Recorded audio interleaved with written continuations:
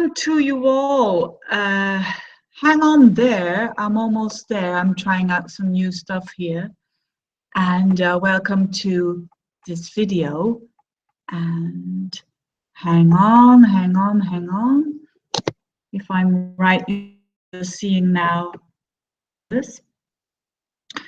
Here is a new video with me, Veerle, and it's clear what kind of movie I saw yesterday. I went to see the movie of Dalida, and it inspired me to do a little video about this, about her life, but also about astrology.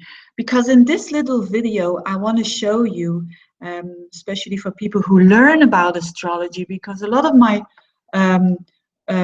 students have said that by using some simple techniques that they can have a grasp on a birth chart, because learning astrology is it's a ongoing process. You can't learn astrology in a 1, 2, 3, really. Well, I don't find it. It's a language, and it's a very complicated one. And but what I'm trying to do here with this video, even if you don't like Dalida, I mean, she's definitely not my cup of tea when it comes to music, but my parents were crazy about this lady. So I was brought up with this. And but I want to show you how by a couple of simple techniques, 1 or 2 or 3 techniques, that even though astrology is so complex, with these 3 things you can really have quite an overview of looking at a chart. That's one thing I want to show in this video. Secondly, of course, a bit about the life of Dalida, which was very dramatic, to say the least. But also very important, I want to show, if you are a student of astrology, how important it is, the detail versus the big picture. Because if you are taking one aspect and in a detail and you're seeing it as the big picture, that's not a good thing. That's a pitfall, you could say, of the astrology. So let's get started. For those who don't know anything about Dalida, here you see some pictures of her. It's not all of her, like this is not her, I think. But here you see a diva, you could say, an icon. Dalida was a French singer. She was of Italian origin, was raised in Egypt. And her birth chart is the 17th of January 1933, born in Cairo at 9 p.m. So if you want to look it up, I think it's quite correct. I searched a bit on the internet, and that was it was upcoming the whole time, this date of birth. So that's definitely not Dalida. My goodness. But it's about a French singer. So she was very well known in France, certainly also in Belgium, my country. I think later on in her life, also in America. So she was very well known for her music, but also for her very dramatic life. She her dramatic love life, so to speak, as well, because she had three men that she loved, not 1 but 3, that committed suicide, and she ultimately did that herself. 1 attempt, and then the 2nd time she died. So of course, not every horoscope is so extreme, luckily, but I want to show you a little bit of how can you see that in a chart that someone's life is going to be so dramatic. So back to stopping with the sharing here, and back to and bear with me again, because this is just a testing as well for me. And hang on there. This is her chart. Share. Yeah. This is the best thing that I can do for showing you a chart. I wanted to do it smaller, but it's taking me too much time. Anyway, you can find this on astro.com, and I hope it gives you a bit of a sight here. Now, this is her chart, and so a couple those techniques that I was talking about, or those tricks, so to speak, if you want to look very fast into a horoscope, is the following. One thing is, rule number one is looking at the chart at the axis, if there are planets there. So I'm talking about this. This is her ascendant. One client, because I always look ACDC. You see ACDC. One client said to me, "Oh, is this the chart of ACDC?" Anyways, this is not the chart of ACDC. It's the chart of Dalida, and this is the ascendant, and you see that there are planets here very close to the ascendant. Another point that is important is the MC. There are no planets there, but okay. Also the descendant here, no planets there. And on the IC, no planets there. So, but you will have lots of people who don't have planets on an axe.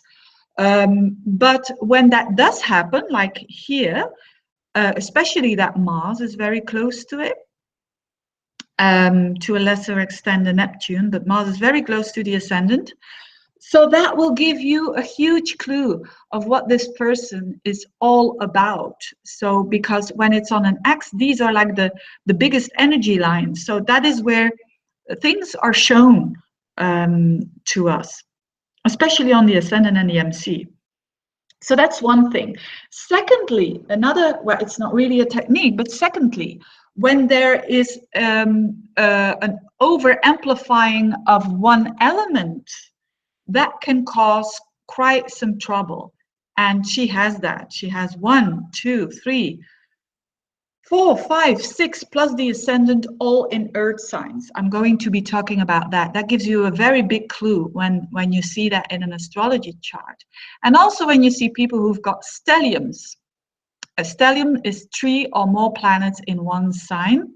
That also can give some complications to the problem that I'm going to talk about here.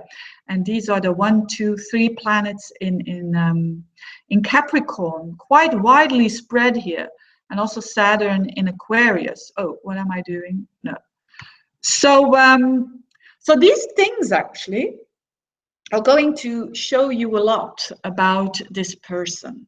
So let's get started. If you want to know about her personality, I mean, to get back to the pictures, you see her rising sign here in Virgo, and if you look at the ruler of that, you will see something about her appearance and about what she shows to the world, especially if there are planets like there are here. People who don't know her will see the ascendant. They will see Mars conjunct Jupiter, and the public does indeed see a very vital woman, a very, I think it was in her end 40s or beginning of the 50s that she started to do disco music and doing a lot of dancing with young men. And this is all very Mars Jupiter-like, trining to the sun. So a lot of male energy here going on. And her ruler Mercury is in Capricorn, in the very competent, serious, classy Capricorn, and making lots of aspects as well, an aspect to Pluto, an aspect to Uranus, and that shows who she is and how she comes over, you know, her persona. If you see that in the so remember the Virgo thing, the Mars thing, and this Capricorn side and the Pluto Uranian side. And if you look at the pictures, hang on again. Patience. I don't know myself here, but oh, I am sharing. Stop sharing. Is this what's happening now? Hang on there, bear with me, bear with me. I hope I'm sharing now this page. Window. Stop sharing. Hang on. Again.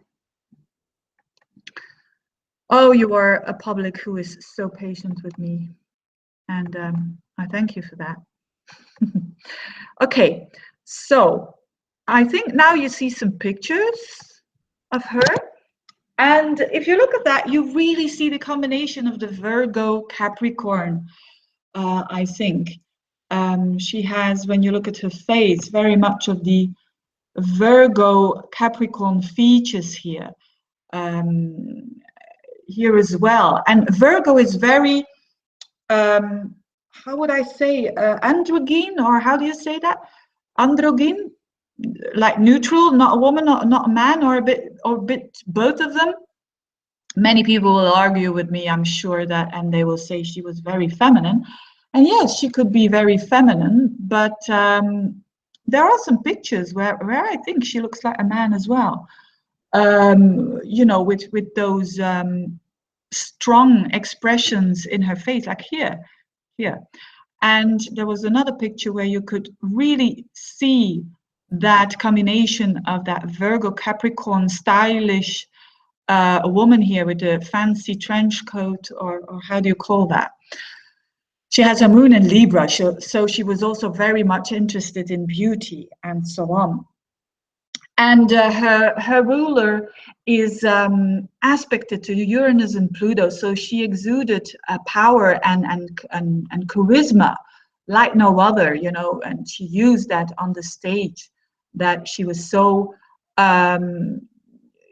she can have that transforming effect on other people almost.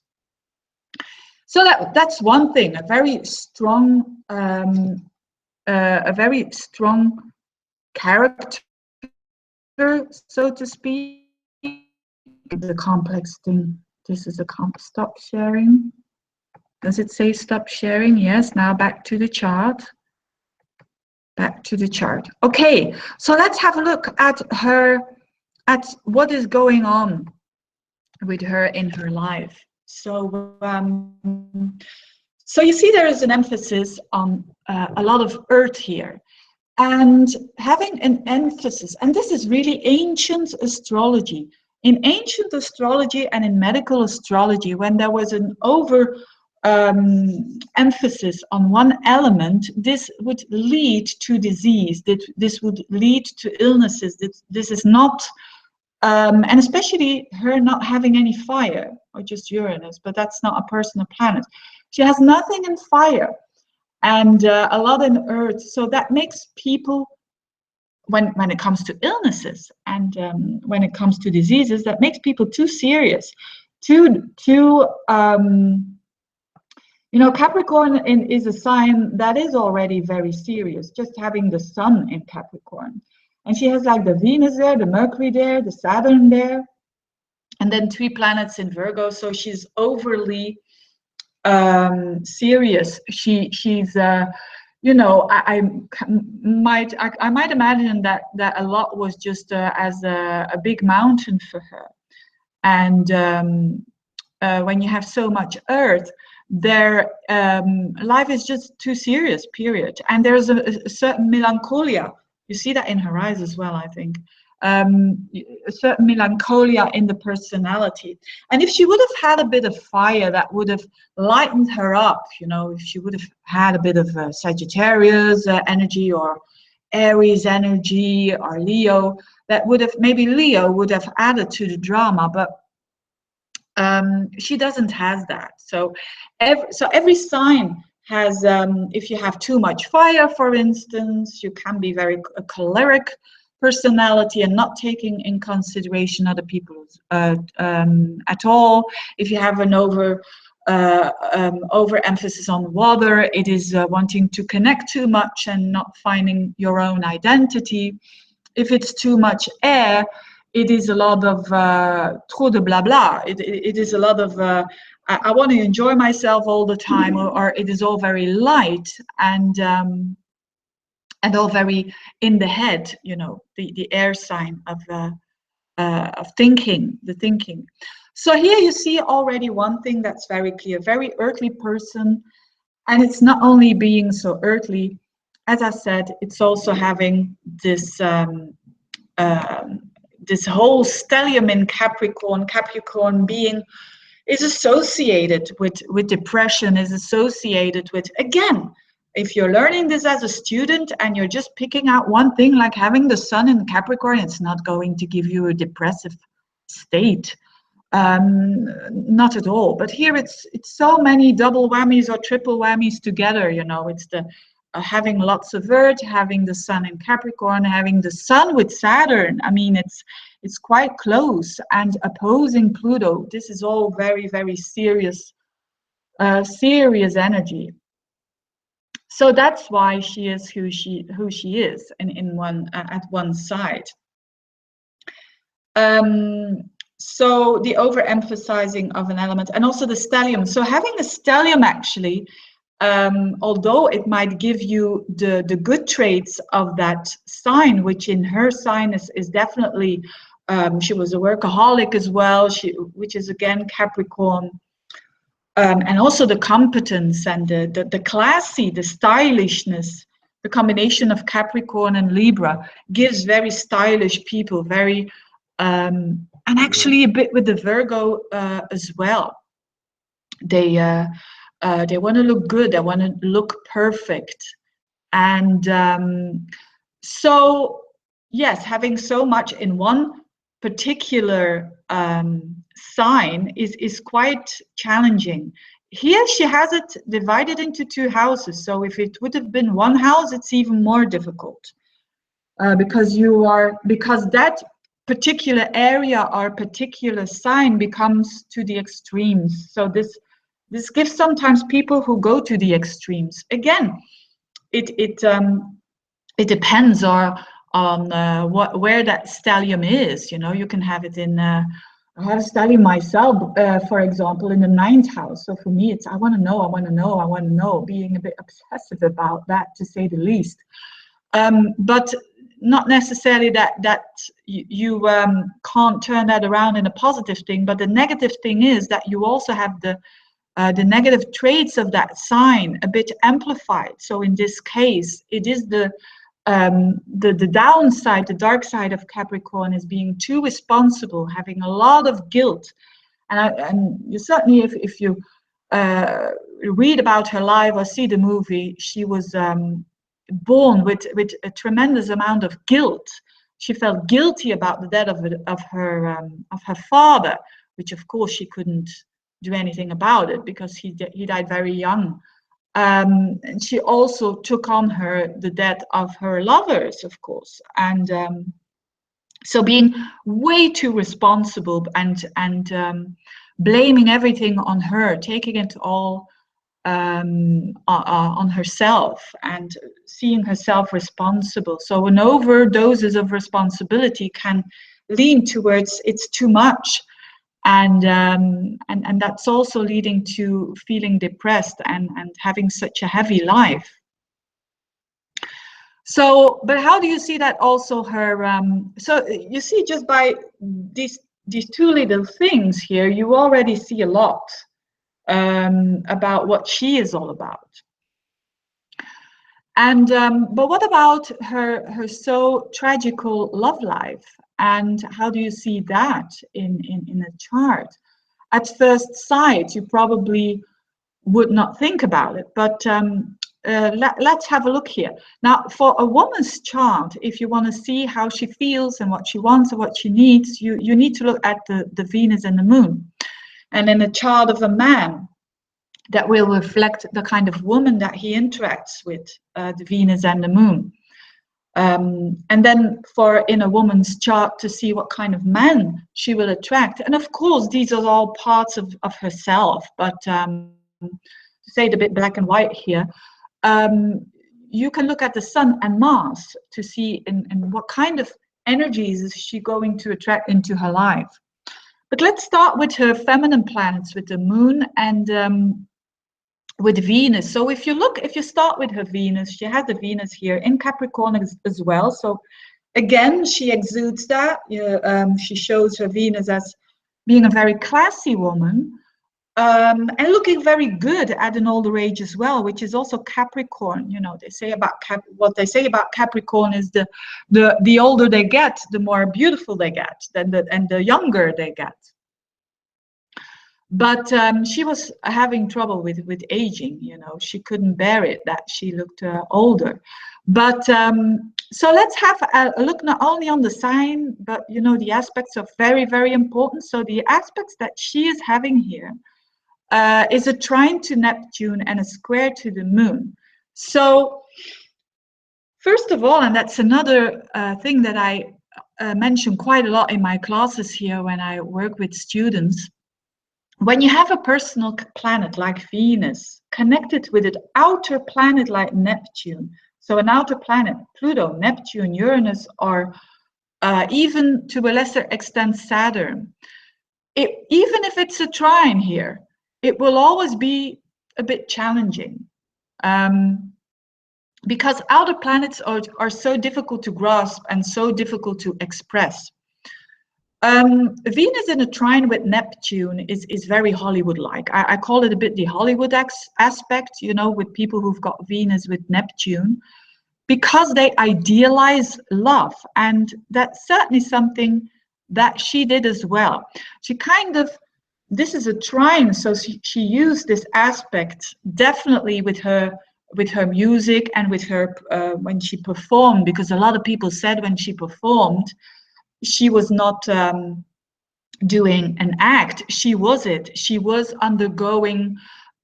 She said that in interviews as well. When she's performing, she's into that whole energy that she is expressing. And a lot of her songs, of course, were about what she experienced in her very dramatic life, in a very, you know, a life of a lot of difficult things, to say the least. But this Venus in a trine with Neptune, she could like make something beautiful out of it, you know, make something inspirational. The 12th house, if this house system, I don't relate too much on that house system, but if it is right, this Neptune is conjunct her south node. So I think she came from very spiritual former lives and had to go towards now, you know, the day-to-day life, practical life, and being of service. But Venus in a trine to that's Venus in a trine to Neptune. It's definitely being so artistic. It makes also a woman quite attractive because she exudes this Neptunian projection. And a woman with Venus Neptune will have this idealized idea of love, you know, the man on the white horse, and you know, when you see interviews with her and talking about she's always talking about love, and you see that she's seeing it as a very romantic, idealistic, almost magical thing. So she really has that imprint of love is something magical and you can escape from it. But, you know, you can also become very much disappointed. Even with a nice trine, you can be disappointed in love. People, certainly women with Venus Neptune, will once in their lifetime, and a bit more with people who've got it in a hard aspect, like an opposition or a conjunction or a square, they will experience disappointment in love through, and they need to experience a sort of sacrifice and a sort of the devotional love almost. And this is a bit more complicated for her because she has the Venus in a square to the moon. For a woman, not a simple aspect at all, because although these are the two benefics, these are the planets of your wants and your needs. So when they are in a clash with each other, it means that it's going to be very challenging to be satisfied. So this gives women who are discontent for a lot of, even when they have the most attention or the most, it's almost for a man to satisfy a woman like this, it's almost impossible, because they always have that feeling of emptiness. So the moon, which represents the needs, which is beauty, and it's in the sign of Libra, beauty and peacefulness and keeping up the appearances and so on, the beautiful picture, so to speak. It is also craving for Venusian things, craving for love and never being satisfied. So so that's a bit the tricky thing of Western astrology. They put two positive planets together, they think it's all wow. In ancient astrology, these two don't go well together because they amplify each other. And certainly in her love life, you see that she had times in her life that she goes from man to man, and trying to find and trying to fulfill herself through men, and through hoping that she feels whole. But of course, that's not how it works with love. And yes, I can remember as a child that what I did notice about Dalida, I always saw her with pictures of other young men, and I thought, my goodness, what a hungry woman that is, you know, man after man. You could also interpret the Mars with Jupiter in the horoscope of a woman having many men, or yes, a possibility. It's a possibility. It's just, again, one detail here. But so there was this hunger, this hunger that is very difficult to satisfy, and this need for approval, this need for it's a human need, and it's a good need. It's a need that we all have. We want to be approved by the ones that we love. We want to be loved, for sure. But here it says that you're sometimes going for, you know, the wrong reason here. You think that someone else will fill you up, fill your cup up, or how do you say that? So a very, very overly romantic kind of imprint when it comes to love with her. Not only with the Venus and the Moon, but also with the Venus and the Moon together is more about enjoying yourself and going a bit over the top with this. But with the Venus Neptune, it reinforces it. It reinforces that search, again, that discontentment. You will never be content. The grass is always greener. The and being deceived, or not only being deceived, but being disappointed. That's, for a better word, in love. So, but again, if one person has this, so one or two of these aspects, and they have some other things going on in their chart, they can overcome this, and by awareness. And but with her, she has it goes on, you know, the difficulties. If we go a little bit further, if we go towards what's going on with the male side, so that's how she sees herself. She was quite needy, you know, quite needy person, and but also very giving at the same time. Venus, Neptune, these are the people who are one of the most giving people, especially when it comes to love, because they do sacrifice and they do not always see. Again, emphasized with another aspect, the Pisces 7th house. So the ruler of Pisces is Jupiter. And the Pisces energy of the 7th house attracts men that are Piscean-like. You know, you can have the good Piscean, which is the artist, and which is the philosophy person, which is the spiritual person. And she did, you know, a lot of these men were very, very artistic, and they were also loving philosophy. That's something that they learned her. But also there was some of the downside of Pisces, you know, the, how do you say that? Going for the underdog. Going for the underdog, you see that in a double whammy here, is the Venus Neptune. They will go for the underdog, and also the Pisces energy on the 7th house. So there's a lot of rescue. The Virgo Pisces axis is a lot about I'm in need, rescue me, and vice versa. So again, which leads to complicated relationships. But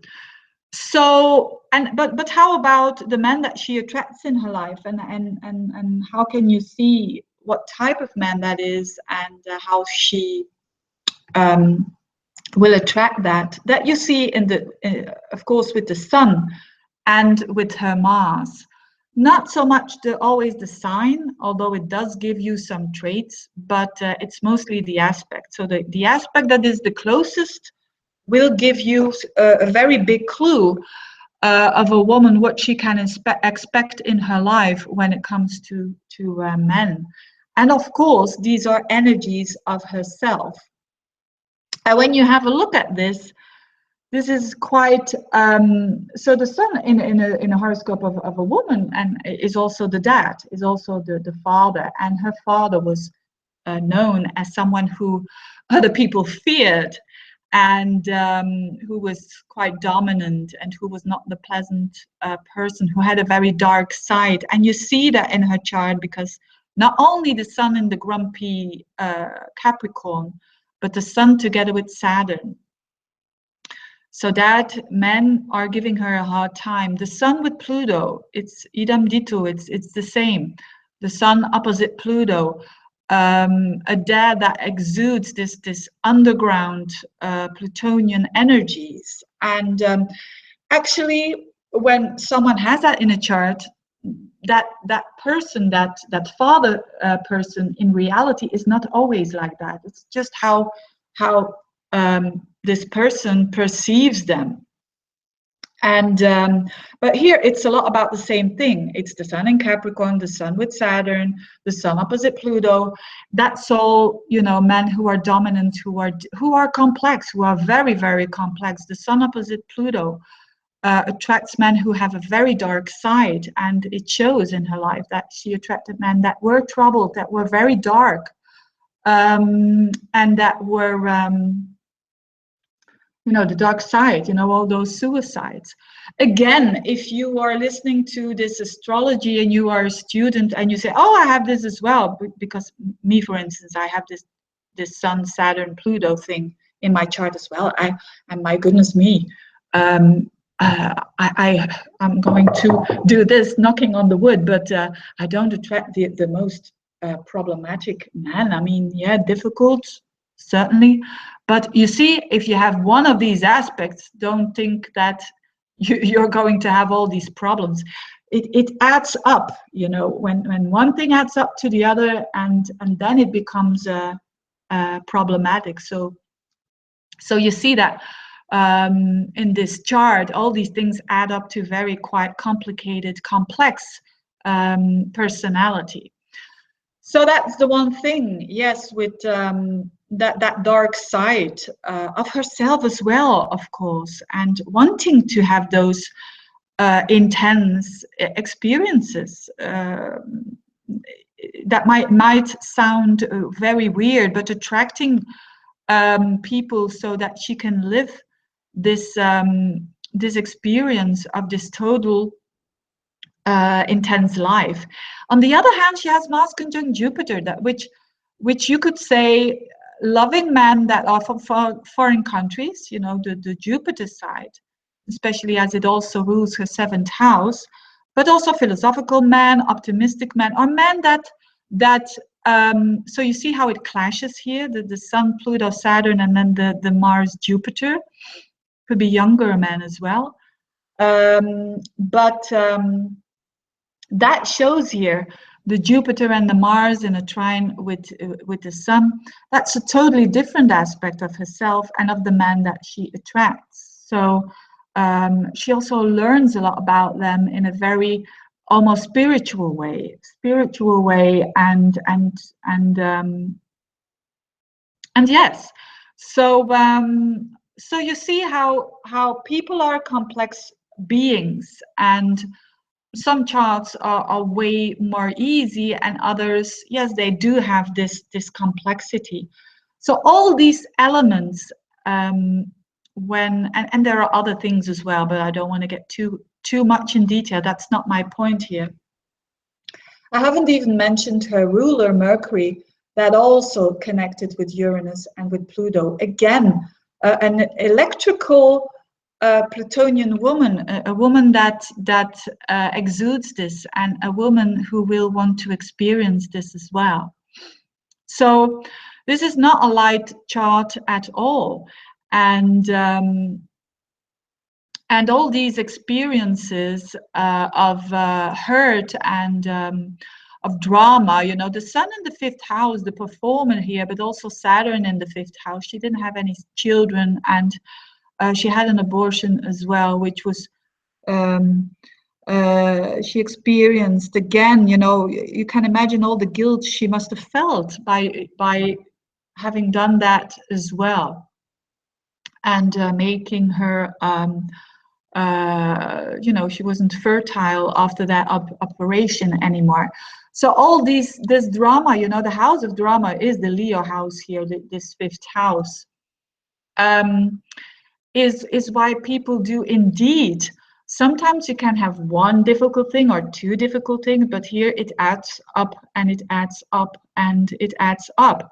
And so yeah, this wasn't the easiest life at all. And you can see this by this very simple technique, not knowing too much about astrology, but looking at the axis like we just did here, looking at the axis and looking just at the elements, you know, the overdoses of earth, and also having a stellium in the one thing. All these things add up to this complexity. But she did, of course, you know, she did help thousands of people and inspire people as well with all her with her performing. You can't see it, but the part of fortune is around here, with her Venus, between her Venus and her Mercury. So there's where the part of fortune is. And so it is with her ruler. So it is how she expresses herself as well.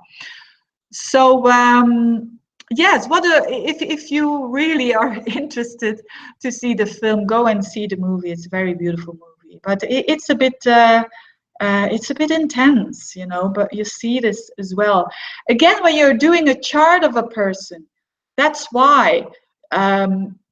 You know, sometimes when people are coming for a reading here at my home, I kind of know how they will look or how they will react, because you have all this information here in front of your nose. You feel almost the energy of the person. And this was surely a very, you know, if you want to see why, for instance, that, you know, not only that she has so much depression in her chart, but also how you take your own life, which is such a mass action. Again, don't think if you have one of these aspects that you're going to take your life, my goodness me, but she again has so many double whammies, so to speak. The ruler of the 8th house, which is Mars, and the ruler of the house of the ending, which is here, Sagittarius, which is Jupiter. Both of these rulers are in her face, you know, in the 1st house, in the house of self.